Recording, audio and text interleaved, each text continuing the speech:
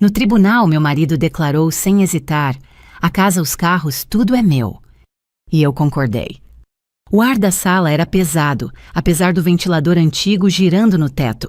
Aquele tipo de sala que existe em qualquer fórum do Brasil, seja em capital ou cidade média, paredes claras, móveis, gastos, pessoas cansadas de esperar decisões que mudam vidas em poucos minutos. Eu estava sentada à direita, postura reta, mãos cruzadas sobre a bolsa. Meu marido à esquerda parecia confortável demais para alguém prestes a encerrar um casamento de quase 2 décadas. Ele falava com segurança, não levantava a voz, não precisava. Estava convencido de que já tinha vencido. Quando disse que tudo era dele, vi alguns olhares se moverem na sala. O juiz manteve o rosto neutro. O advogado dele anotou algo rapidamente. A sensação era clara, todos esperavam que eu reagisse, que eu contestasse, que eu dissesse alguma coisa. Eu não disse. Meu advogado, um homem experiente daqueles que já viram de tudo, inclinou levemente a cabeça em minha direção. Respirou fundo, um suspiro discreto, mas carregado de significado. Depois falou em tom calmo, quase protocolar. Deixe ele ficar com tudo, ele merece. Houve um breve silêncio. Não foi longo, mas foi suficiente para causar desconforto. Meu marido virou o rosto para mim pela primeira vez desde que entramos ali. Havia surpresa em seus olhos, seguida rapidamente por algo que parecia satisfação. Talvez orgulho. Talvez desprezo. Não importa. Eu peguei a caneta. Assinei. Assinei cada folha sem pressa. Meu nome completo, como sempre, escrevi firme. Não tremi. Não parei para reler. Entreguei tudo o que estava no papel à casa onde morei por anos, os carros, os bens, visíveis aquilo que qualquer pessoa de fora chamaria de tudo. Quando terminei, fechei a pasta com cuidado e a empurrei sobre a mesa. Naquele momento, muitos ali pensaram que eu estava em choque. Outros que eu era fraca. Houve até quem pensasse que eu estava sendo generosa demais. Nenhum deles me conhecia de verdade. Saí do tribunal alguns minutos depois, andando devagar pelo corredor estreito. O som dos meus passos ecoava no piso antigo. Meu marido passou por mim sem dizer nada. Não precisou. O sorriso discreto no canto da boca dizia tudo. Ele acreditava que tinha vencido da forma mais simples possível. Do lado de fora, o sol estava forte. Era uma manhã comum, como tantas outras. Pessoas indo e vindo, vendedores ambulantes na calçada, um casal discutindo perto da escadaria. A vida seguia no ritmo normal, indiferente ao que acabara de acontecer comigo. Entrei no carro do meu advogado. Ele ligou o motor, mas não saiu imediatamente. Ficamos alguns segundos em silêncio. "Você tem certeza?" ele perguntou sem me olhar. "Tenho", respondi. Ele assentiu. Não fez mais perguntas. Enquanto o carro avançava pelas ruas congestionadas, eu observava a cidade pela janela. Prédios comerciais, fachadas antigas, misturadas com construções novas, outdoors, anunciando coisas que ninguém realmente precisa. Tudo parecia estranhamente distante, como se eu estivesse apenas assistindo a um filme. Mas eu estava muito presente, atenta. Consciente. Meu casamento não acabou naquele dia. Ele já vinha se desfazendo havia muito tempo em silêncio, nos detalhes pequenos que quase ninguém percebe. Conversas interrompidas, decisões tomadas sem mim. Aquela sensação constante de que eu precisava explicar demais quem eu era, o que fazia, quanto ganhava mesmo sendo financeiramente independente, desde antes de conhecê-lo. Eu tinha minha carreira. Sempre tive. Não dependia dele para pagar contas ou manter meu padrão de vida. Ainda assim, ao longo dos anos, ele encontrou formas sutis de me diminuir. Nunca diretamente. Sempre com frases bem colocadas, comentários em tom de brincadeira, elogios que vinham acompanhados de críticas veladas. Com o tempo, comecei a perceber algo mais sério. Ele se sentia confortável em me subestimar. Isso para alguém como eu sempre foi uma vantagem. Meses antes do tribunal, eu já sabia que o divórcio viria. Não porque ele tivesse dito, mas porque começou a agir como quem já tinha feito as contas. Documentos mudaram de lugar.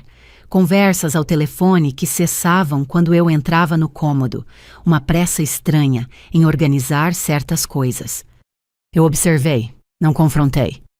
Procurei um advogado antes mesmo de ele mencionar separação, não para atacar, mas para entender, para ouvir, para mapear possibilidades.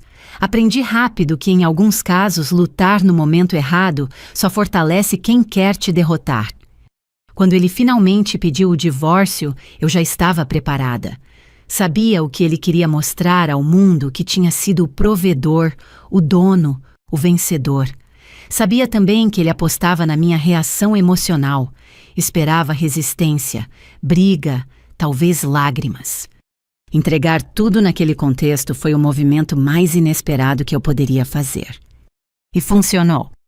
Naquele dia, enquanto ele comemorava silenciosamente a vitória, eu voltei para casa com a certeza de que aquela assinatura não representava uma perda, representava tempo, espaço e algo muito mais valioso do que bens. Algumas coisas não ficam registradas em escritura, algumas verdades não aparecem em partilha. E eu sabia exatamente quando elas viriam à tona. Naquele momento, ele ainda não sabia. Nem o advogado dele, nem ninguém naquela sala fria do tribunal. Mas em breve alguém se inclinaria ao ouvido dele e sussurraria 5 palavras. E quando isso acontecesse, tudo mudaria. Quando voltei para casa naquele dia, a casa já não parecia minha. E isso não me doeu. O que me causou estranheza foi perceber como eu consegui viver ali por tantos anos, acreditando que estabilidade era sinônimo de segurança. Nosso casamento começou como muitos outros. 2 pessoas adultas com carreiras em andamento, sonhos compatíveis e uma ideia bastante clara do que significava construir uma vida juntos. Não houve conto de fadas, nem promessas exageradas. Houve pragmatismo. Para mim, isso sempre foi um bom sinal. Morávamos em um bairro tranquilo, daqueles em que os vizinhos se cumprimentam sem intimidade excessiva. Tínhamos uma rotina organizada. Ele saía cedo, eu também. Jantares simples durante a semana, almoços de domingo com a família dele, visitas ocasionais à minha mãe. Nada que chamasse atenção. Tudo dentro do esperado para um casal que já havia ultrapassado a fase da paixão impulsiva. Por muito tempo funcionou. Eu sempre fui independente. Trabalhava, ganhava bem, cuidava das minhas obrigações. Nunca precisei pedir dinheiro, nem justificar gastos pessoais. Ainda assim, aos poucos, ele foi assumindo um papel que eu não percebi de imediato, o de quem acredita estar acima, mesmo sem dizer isso em voz alta. Começou com comentários aparentemente inofensivos. Observações sobre como eu me preocupava demais com certos detalhes. Sugestões de que eu deveria descansar mais e deixar algumas decisões com ele. Nada explícito. Tudo envolto em uma camada de cuidado que na época eu confundi com zelo. Com o tempo, percebi que algumas decisões importantes já não passavam por mim. Mudanças pequenas, depois maiores. Reformas feitas sem que eu fosse consultada. Contas reorganizadas. Um discurso recorrente sobre praticidade e organização. Eu notei, mas não reagi. Em parte porque não sou do tipo que transforma qualquer incômodo em conflito. Em parte porque eu confiava, ou achava que confiava. As reuniões de família eram sempre um teste silencioso. Minha sogra gostava de exaltar o filho. Falava do quanto ele era responsável, do quanto trabalhava, do quanto segurava tudo. Eu sorria educada. Ninguém mencionava o meu trabalho, minhas conquistas. Não era maldade, era costume, e eu nunca fiz questão de corrigir. Para eles, eu era a esposa equilibrada, a que não dava trabalho, a que estava sempre ali, mas nunca no centro. Meu marido gostava dessa imagem. Eu percebia pelo modo como ele me apresentava para conhecidos. Sempre ressaltava algo que me tornava menos ameaçadora. Ela é tranquila, ela não é complicada, ela confia em mim. E eu deixava. Aos poucos comecei a sentir uma distância difícil de explicar. Não era falta de diálogo, conversávamos. Não era falta de convivência. Estávamos juntos, era algo mais sutil, uma ausência de troca real. Ele falava, eu ouvia. Eu falava, ele concordava sem prestar atenção. Em algum momento percebi que ele já não me via como parceira, via-me como parte do cenário. Foi nessa fase que as pequenas incoerências começaram a surgir. Horários que não batiam, reuniões que se estendiam demais, viagens inesperadas. Ele sempre teve uma explicação pronta. Não mentia mal. Pelo contrário, mentia com naturalidade. Eu continuei observando. Não havia provas de traição naquele momento. E, honestamente, nem era isso que mais me incomodava. O que me incomodava era a sensação de estar sendo excluída de algo que ainda carregava o nome de casamento. Em uma noite específica durante o jantar, ele comentou casualmente sobre a possibilidade de reorganizar tudo se um dia a gente se separasse. Disse como quem fala sobre clima ou trânsito. Eu levantei os olhos do prato e o encarei. Ele sorriu como se fosse uma brincadeira. Ali algo mudou dentro de mim. Não questionei, não perguntei o motivo, apenas guardei a frase. A partir dali, passei a prestar atenção de verdade, não nos gestos grandes, mas nos pequenos, no modo como ele falava ao telefone, na forma como evitava certos assuntos, na rapidez com que mudava de tema quando eu mencionava planos futuros.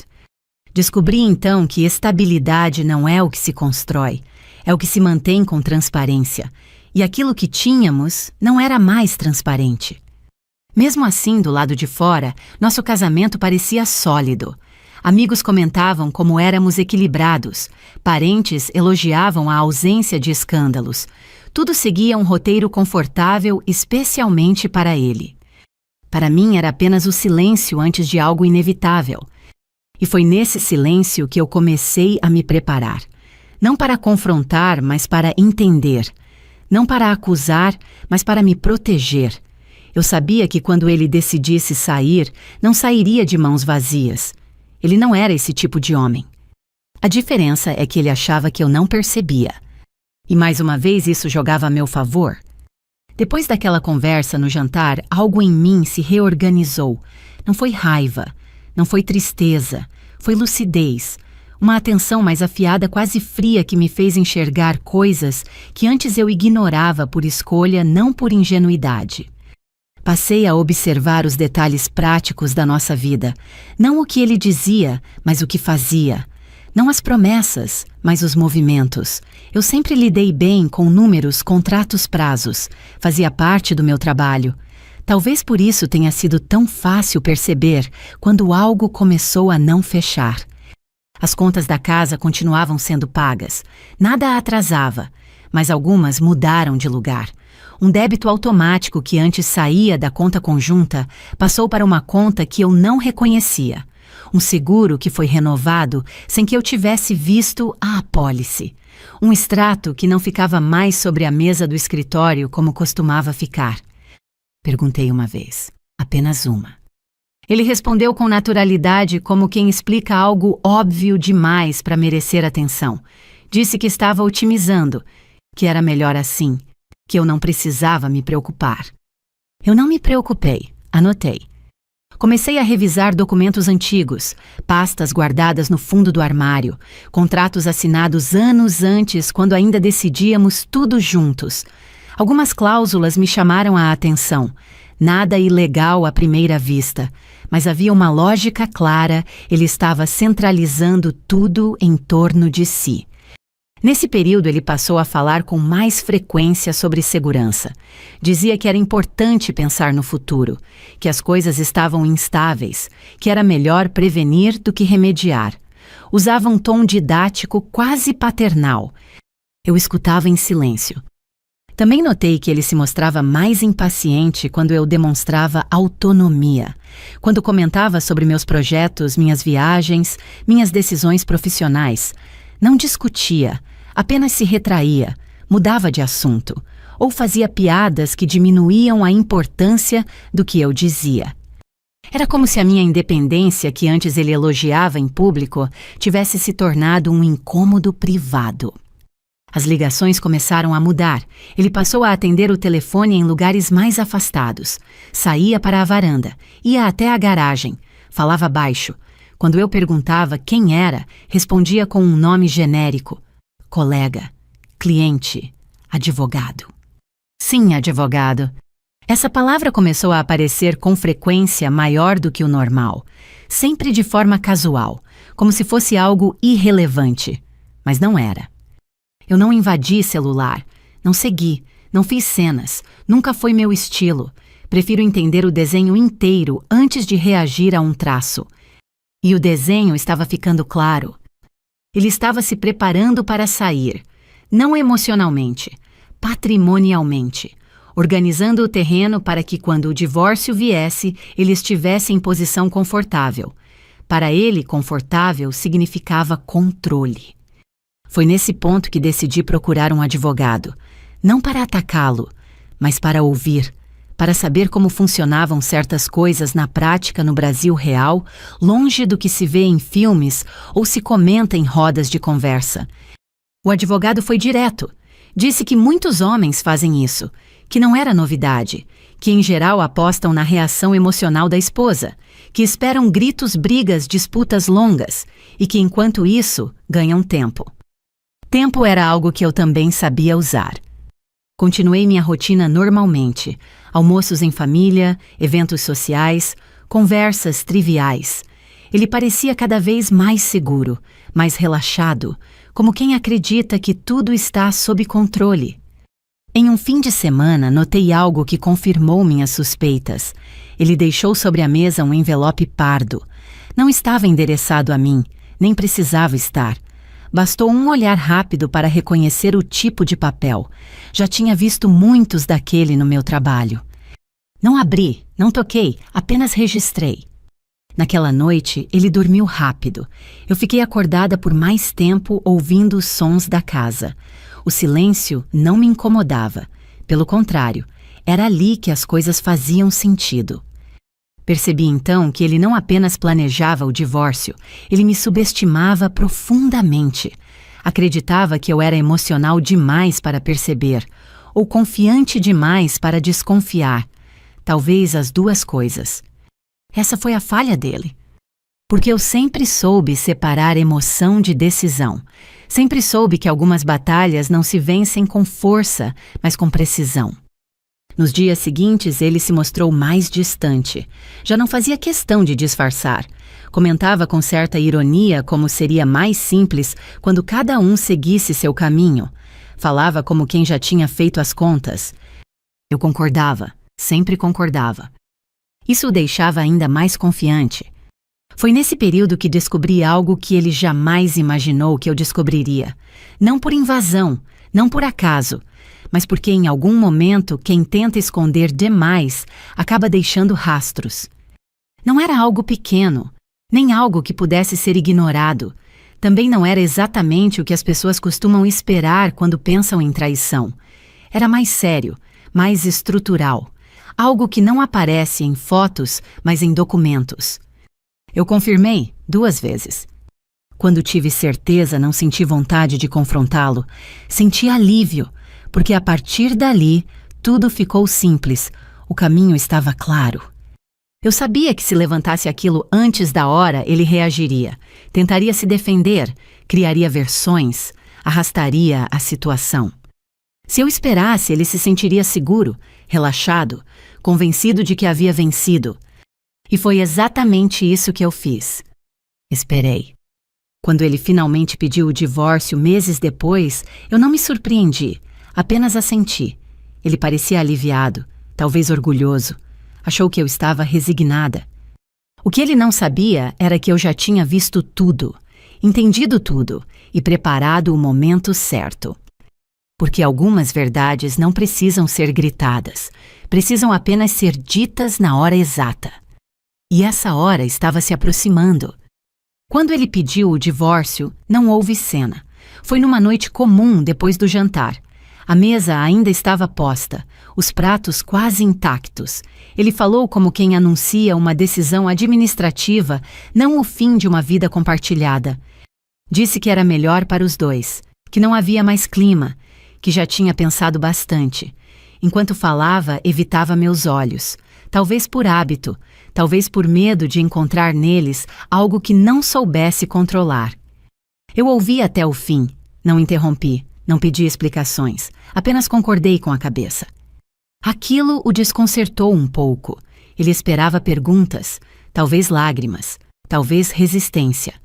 Quando não encontrou nada disso, acelerou o discurso como se precisasse preencher o silêncio. Vai ser mais simples assim, disse. Cada um segue seu caminho. Eu concordei novamente. Na manhã seguinte, marquei uma conversa com meu advogado. Não foi a primeira. Já nos conhecíamos. Ele sabia da situação dos sinais das minhas suspeitas. Eu levei comigo apenas uma pergunta clara e objetiva. Se eu não brigar agora, o que acontece depois? Ele foi honesto. Disse que juridicamente abrir mão naquele momento poderia parecer um erro. Mas também disse algo que poucos profissionais dizem com franqueza, que processos não são apenas sobre leis, mas sobre comportamento humano, sobre timing, sobre como as pessoas reagem quando se sentem seguras demais. Às vezes ele disse o silêncio desmonta mais do que um ataque.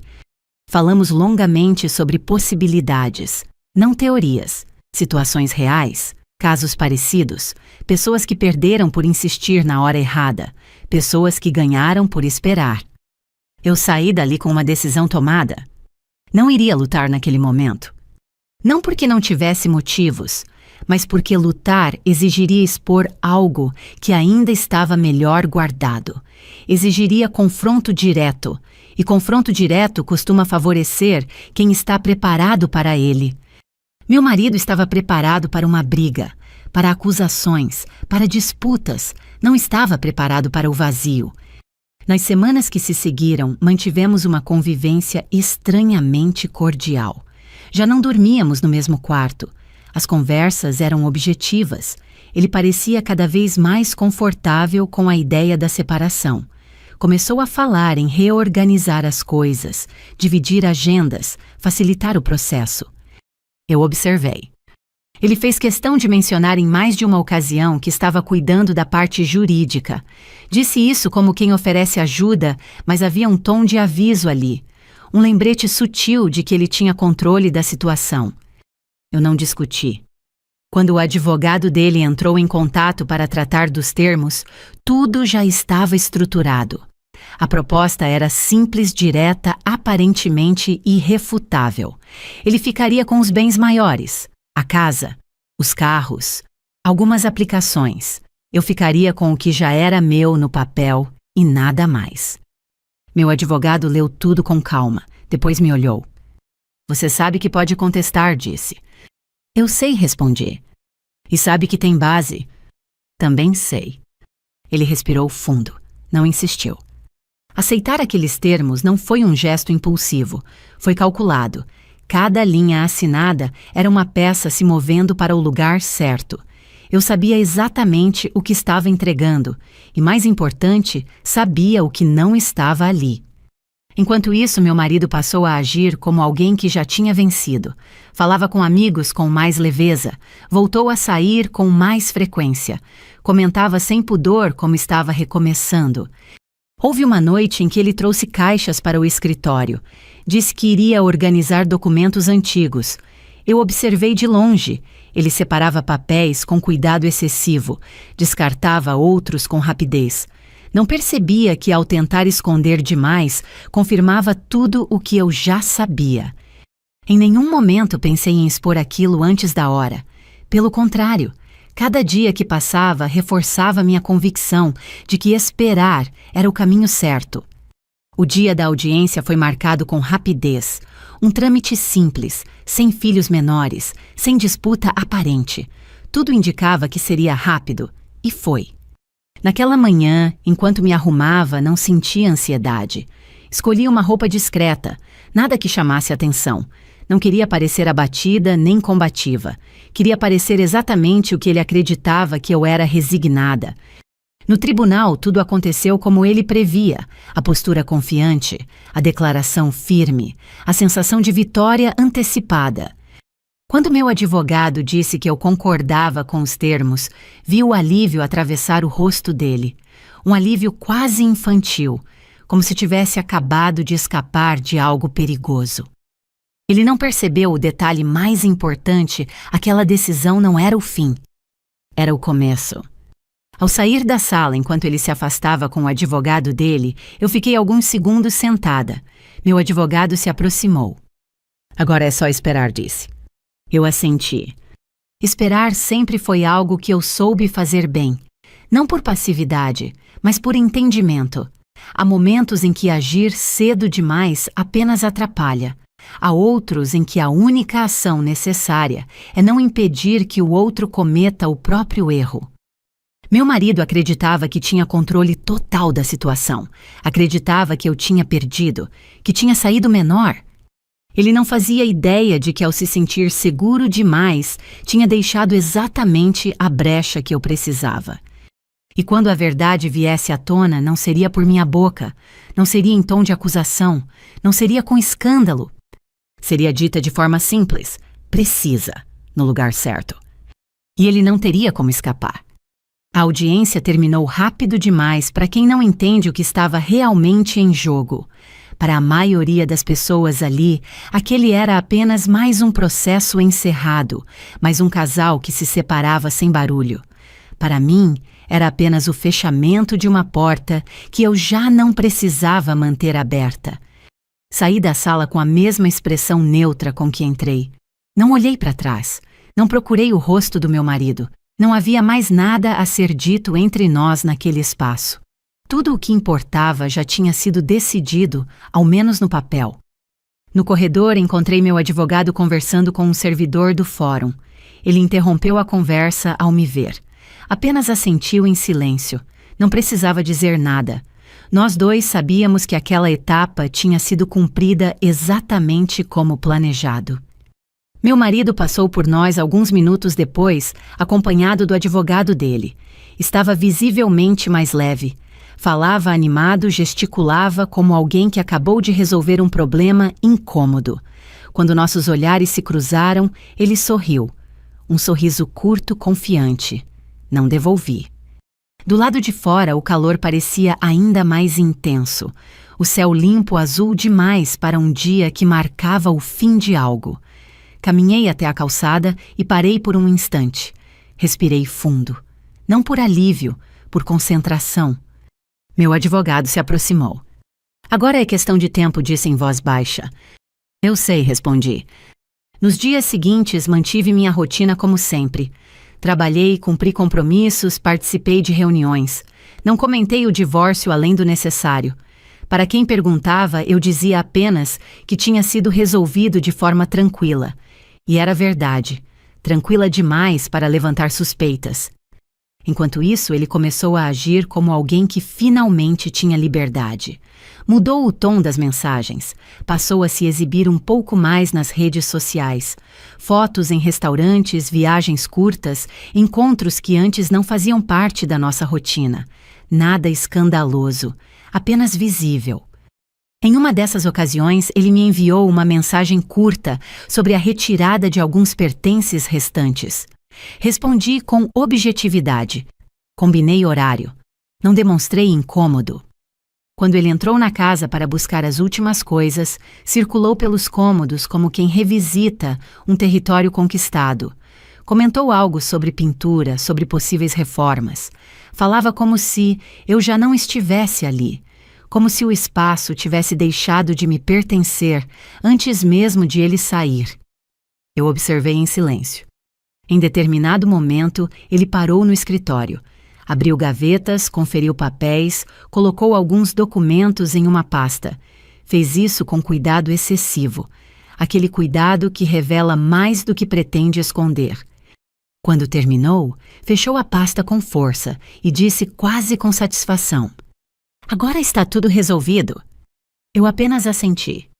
Naquela mesma semana, recebi uma ligação do meu advogado. Não foi uma chamada longa. Ele não costuma dramatizar. "Eles estão tranquilos demais", disse. "Isso é bom." Eu concordei. Tranquilidade excessiva sempre foi um sinal claro de descuido. O advogado dele, pelo que soube depois, começou a organizar os próximos passos com rapidez. Transferências, registros, atualizações, tudo seguindo o roteiro que eles acreditavam ser definitivo. Não havia pressa da minha parte em interferir. Eu sabia que o momento certo se aproximava. Havia algo específico que precisava acontecer primeiro, um detalhe burocrático, um prazo. Nada que pudesse ser forçado, apenas respeitado, e eu respeitei. Alguns dias depois, fui chamada ao escritório do meu advogado. Não havia urgência no tom, mas havia precisão. Está tudo confirmado, ele disse, do jeito que você imaginou. Não pedi detalhes, já os conhecia, apenas perguntei quando. Em breve respondeu, muito em breve. Voltei para casa naquela noite com uma sensação estranha. Não era ansiedade, era clareza. Como quando se enxerga o final de um caminho longo demais. Eu sabia que a partir daquele ponto não havia mais nada que eu precisasse fazer além de estar presente. O tribunal, percebi então, nunca foi o fim de nada.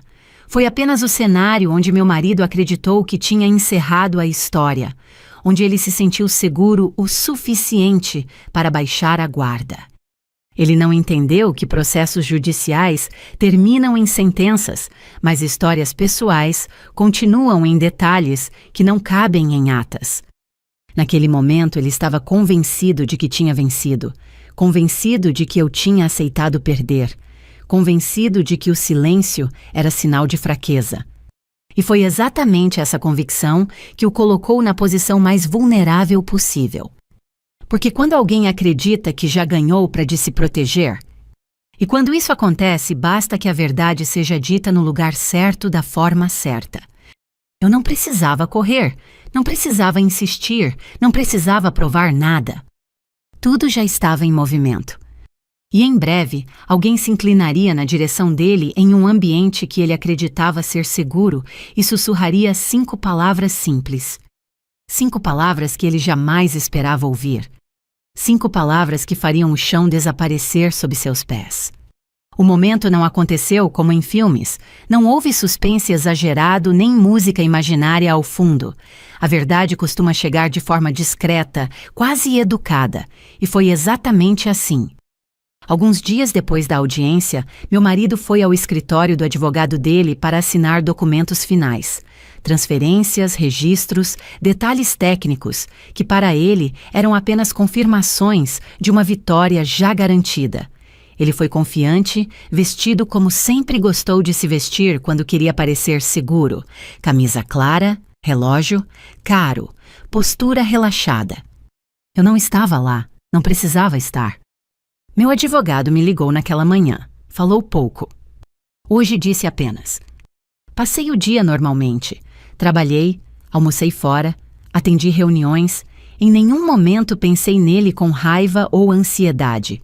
Havia algo quase clínico naquela espera, como quando se acompanha um procedimento médico que já se sabe como termina. No fim da tarde, o telefone tocou novamente. Já aconteceu. Eu pedi que ele me contasse depois com calma. Desliguei e segui com meu dia. Só à noite, sentada no sofá, ouvi tudo. O advogado dele começou a reunião como sempre cordial, confiante e objetivo. Explicou os próximos passos, comentou prazos, falou sobre registros. Meu marido ouvia com atenção seletiva, mais interessado no resultado do que no processo. Em determinado momento, o advogado fez uma pausa, olhou para os papéis mais uma vez, ajustou os óculos e então se inclinou na direção do meu marido. Falou baixo, não porque fosse segredo, mas porque era desnecessário que outros ouvissem. 5 palavras. Nada além disso. Meu marido não respondeu de imediato. Pediu que ele repetisse. O advogado repetiu no mesmo tom, sem alterar uma sílaba. Foi aí que tudo mudou. Ele se levantou bruscamente. A cadeira caiu para trás com um barulho seco. A voz saiu alta demais, descontrolada. Um grito que não combinava com o ambiente nem com o homem que até então se orgulhava tanto de parecer sempre no controle. Perguntou como aquilo era possível. Disse que devia haver um engano. Acusou o advogado de incompetência. Falou rápido, atropelando as próprias palavras. O advogado manteve a calma. Explicou com precisão aquilo que já estava documentado, aquilo que já tinha sido verificado, aquilo que não podia mais ser desfeito. Meu marido gritou novamente.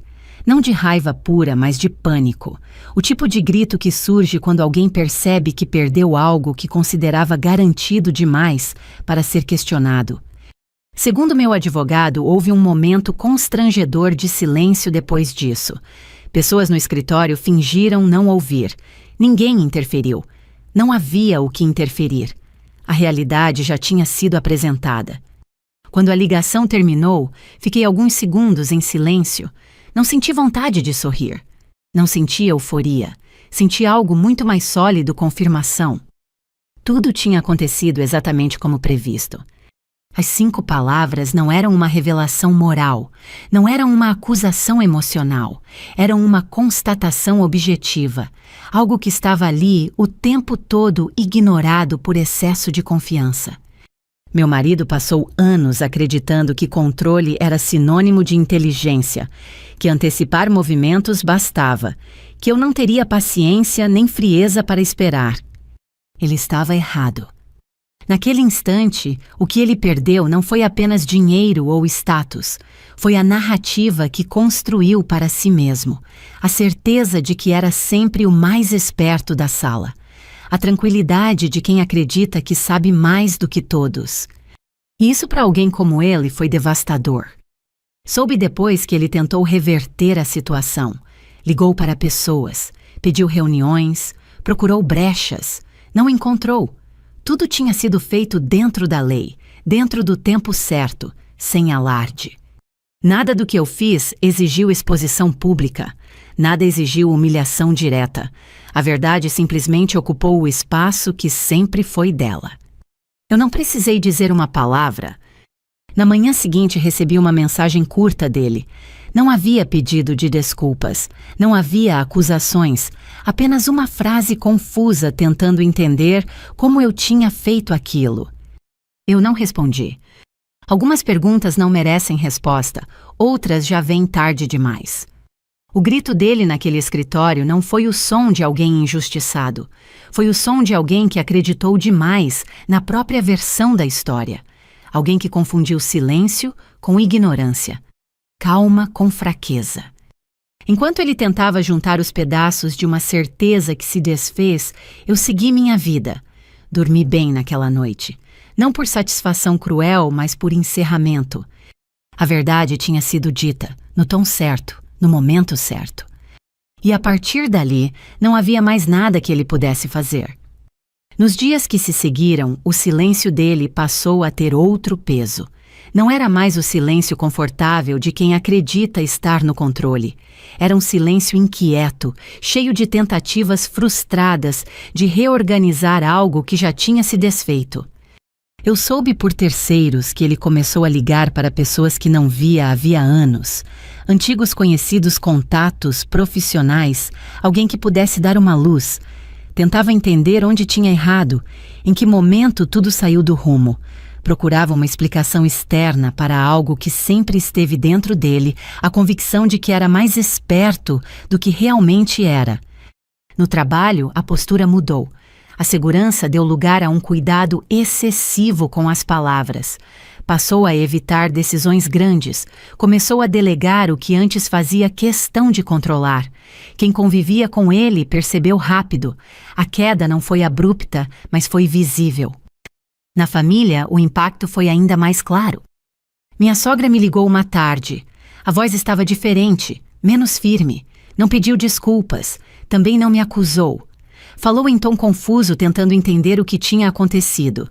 Perguntou se eu sabia de algo. Respondi apenas que tudo o que precisava ser sabido já estava resolvido. Ela não insistiu. Outros parentes começaram a se afastar discretamente dele, não por maldade, por desconforto. Quando alguém que sempre se apresentou como exemplo começa a perder a aura de certeza, as pessoas não sabem bem como reagir. Preferem o silêncio. Ele perdeu também algo que não aparece em nenhum documento: credibilidade. Aquela sensação de que sua palavra bastava, de que seus planos eram sólidos, de que estar ao lado dele era garantia de estabilidade. Não era mais. Soube que ele tentou contar a própria versão da história. Disse que tinha sido enganado, que eu escondi informações, que agi pelas costas. Mas essas narrativas não se sustentaram, porque não havia escândalo, não havia drama público, apenas consequências claras de escolhas mal feitas. Sem barulho, a verdade é difícil de distorcer. Enquanto isso, minha vida seguia em outra direção. Não houve euforia, não houve vontade de exibir vitória. Eu reorganizei minha rotina com calma, ajustei horários, retomei projetos que tinham ficado em segundo plano. Voltei a ocupar espaços que, sem perceber, eu havia deixado vagos. As pessoas começaram a me olhar de outra forma, não por pena como algumas esperavam, mas com respeito silencioso. Aquele respeito que surge quando alguém percebe que você atravessou algo difícil sem se quebrar. Eu não fiquei com a casa, não fiquei com os carros, não fiquei com o que para muitos representaria sucesso visível, mas fiquei com algo mais raro: clareza. Clareza sobre quem eu era naquele casamento, sobre o papel que me foi atribuído sem que eu tivesse concordado, e principalmente sobre o que eu não aceitaria repetir. Ele perdeu o controle que tanto valorizava, perdeu a narrativa de vencedor, perdeu a tranquilidade de quem acredita que sempre terá a última palavra. E perdeu a mim. Não porque eu quis puni-lo, mas porque ele construiu sozinho um lugar onde eu já não cabia. Ao sair dali, ele acreditou que tinha me deixado para trás. Na verdade, foi ele quem ficou. Em algum momento, ele tentou contato novamente. Uma mensagem longa, confusa, misturando explicações e justificativas. Não havia pedido de reconciliação. Havia algo pior: arrependimento tardio. Li uma vez, não respondi. Arrependimento não muda fatos, apenas revela que alguém percebeu tarde demais o valor do que perdeu. A justiça, naquele caso, não veio em forma de humilhação pública ou vingança ruidosa. Veio em forma de perda proporcional. Ele perdeu exatamente aquilo que mais prezava: a sensação de controle absoluto. E eu ganhei exatamente o que precisava para seguir em frente. Não precisei provar nada, não precisei gritar, não precisei convencer ninguém. O tempo e a verdade fizeram isso por mim. Quando penso nele hoje, não sinto raiva, sinto distância. E distância, às vezes, é a forma mais limpa de encerramento. O que ele perdeu de verdade não foi patrimônio. Foi a chance de permanecer na vida de alguém que, apesar de tudo, esteve ao lado dele por anos com lealdade e lucidez. E isso não se recupera. Depois de tudo o que ficou, não foi o silêncio dele, nem as tentativas frustradas de entender onde tinha errado. O que ficou foi uma calma que eu não sentia havia anos. Uma calma sem euforia, sem necessidade de provar nada a ninguém. Levei algum tempo para reorganizar minha vida prática. Mudei de endereço. Não para algo maior ou mais impressionante, mas para um lugar que fazia sentido para mim. Um apartamento funcional, claro, silencioso. Onde cada decisão era minha, onde não havia nada a ser negociado nem explicado. Voltei a cuidar de detalhes que eu mesma tinha deixado de lado. Pequenos rituais, horários mais respeitados, conversas mais honestas. Não com os outros, mas comigo. Muitas pessoas me perguntaram de forma indireta se eu não me arrependia de ter aberto mão de tanto. A pergunta vinha carregada de julgamento, mesmo quando era bem intencionada. Como se sucesso fosse algo que se mede apenas pelo que aparece. Eu nunca respondi diretamente, não por arrogância, mas porque algumas respostas não cabem em frases curtas. A verdade é que eu não perdi nada que fosse realmente meu.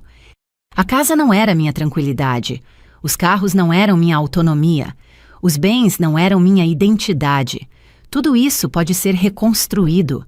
O que não se reconstrói facilmente é a paz depois de anos convivendo com alguém que acredita ter direito sobre você. Eu não quis destruir a vida dele, não quis expô-lo, não quis vencê-lo em um sentido teatral, quis apenas sair inteira. E sair inteira, às vezes, exige decisões que os outros não entendem. Ao longo dos meses seguintes, percebi algo curioso. Pessoas começaram a se aproximar de mim de forma diferente, não com curiosidade mórbida, mas com respeito. Algumas mulheres, especialmente, me procuraram em silêncio. Contaram histórias parecidas. Casamentos longos, controle sutil, decisões tomadas sem elas. Eu ouvi. Não dei conselhos. Cada história tem seu tempo. Mas vi nos olhos delas a mesma pergunta que um dia passou pelos meus. Será que eu estou exagerando? Não estavam. Aprendi que maturidade não é aceitar tudo para evitar conflitos. É saber quando não vale mais insistir. Quando o custo emocional se torna alto demais. Quando o silêncio deixa de ser escolha e vira prisão. Hoje, quando penso no tribunal, não vejo mais aquele dia como o momento em que perdi algo. Vejo como o dia em que parei de lutar batalhas que não eram minhas. O dia em que deixei alguém vencer um jogo que já não me interessava. As 5 palavras sussurradas naquele escritório não foram um castigo. Foram apenas a consequência natural de escolhas feitas com excesso de confiança. Nada além disso. Nada aquém. Cada pessoa carrega o peso das próprias decisões. Eu carreguei as minhas, ele as dele. Se você que está ouvindo esta história vive no Brasil, talvez reconheça muitos desses cenários. A família opinando, a sociedade esperando que a mulher aguente. A ideia de que estabilidade vale mais do que dignidade. Essas ideias ainda circulam mesmo que em tom mais moderno. E se você está me ouvindo de Portugal ou em algum país da União Europeia, talvez pense que essas histórias são distantes, mas não são. Mudam os cenários, mudam as leis, mudam os sotaques. As relações humanas, porém, seguem padrões muito parecidos. Controle, silêncio, subestimação não conhecem fronteiras. O que muda é a forma como cada um decide reagir. Eu escolhi reagir com lucidez. Com tempo, com precisão. Não para ferir, mas para encerrar. Hoje, quando alguém me pergunta o que ganhei com tudo isso, eu respondo internamente, sem precisar dizer em voz alta, ganhei o direito de não precisar mais me explicar. Ganhei noites tranquilas. Ganhei escolhas simples. Ganhei a certeza de que minha vida não precisa ser validada por ninguém que não saiba caminhar ao meu lado. Se esta história fez você refletir sobre algo que viveu ou vive, saiba que você não está sozinho. Histórias como a minha acontecem todos os dias em silêncio em diferentes lugares do mundo. Se quiser, compartilhe nos comentários o que essa história despertou em você. Às vezes, escrever é o primeiro passo para enxergar com mais clareza. Se este relato fez sentido, considere compartilhar com alguém que talvez precise ouvir isso agora. E se quiser continuar acompanhando histórias reais, maduras e contadas sem exageros, inscreva-se. Aqui a verdade não grita, ela permanece. Obrigada por escutar até o fim.